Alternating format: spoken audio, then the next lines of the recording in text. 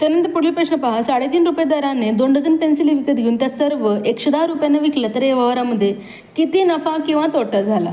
तर पहा, प्रश्नामध्ये आपल्याला 3.5 रुपये दराने असं म्हणलेलं आहे. दरचा अर्थ काय? प्रत्येक, म्हणजे एका पेन्सिलीची किंमत किती आहे? 3.5 रुपये. अशा प्रकारे एकूण किती पेन्सिली खरेदी केलेली आहेत? 2 डझन पेन्सिली.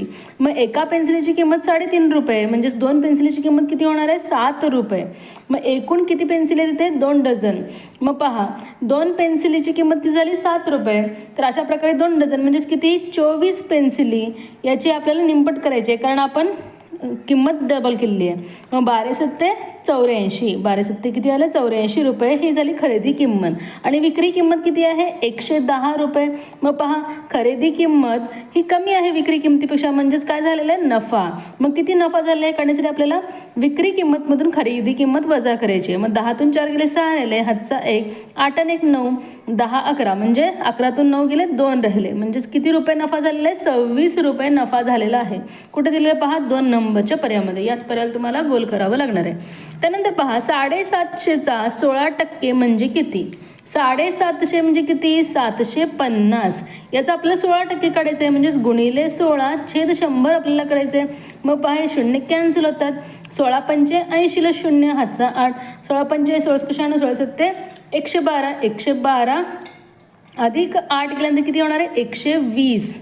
मग पहा, 120 आणि हा 0 ते कॅन्सल होणार आहे, म्हणजे 120 आलेला आहे. 120 हे आहे उत्तर. या पर्यायाला तुम्हाला गोल करायचे आहे. त्यानंतर पहा प्रश्न, एका शाळेत 55% मुली आहेत. जर त्या शाळेत एकूण 1200 विद्यार्थी असतील तर त्या शाळेत मुले किती आहेत? 55% मुली आहेत, म्हणजे मुलं किती असणार आहेत? 100मधून आपल्याला 55 वजा करायचं आहे. मग किती येणार आहे उत्तर? पहा, 45%, म्हणजे 45% किती काय आहेत? मुले आहेत. मग एकूण किती आहेत ते काढण्यासाठी आपल्याला 1200चं 45% करायचं आहे. मग पहा, गुणिले 45/100 आपल्याला करायचं आहे. हे 0 तर कॅन्सल होणार आहे. मग दोघांचा गुणाकार 12 पंचे 60ला 0, हातचा 6, 12 चौक 48, 49 50, 51 53 54, म्हणजे 540 काय असणार आहेत? मुले. मग पहा, कुठे आहे बरोबर उत्तर? 2 नंबरच्या पर्यायामध्ये. याच पर्यायाला तुम्हाला गोल करायचे आहे. तर अशा पद्धतीनं तुम्हाला हे प्रश्न सोडवायचे असतात. पुढील प्रश्न पहा, सरळ व्याज आधारित आहे. 10/15 दराने 3000 रुपयांची 3 वर्षाची सरळ व्याज किती? तर पहा, आपल्याला काय करायचं? या तिघांचा गुणाकार छेद 100, म्हणजे हे 2 शून्य कॅन्सल होणार आहेत. 30 गुणिले 3 90, आणि 90 गुणिले आपल्याला 15 करायचे.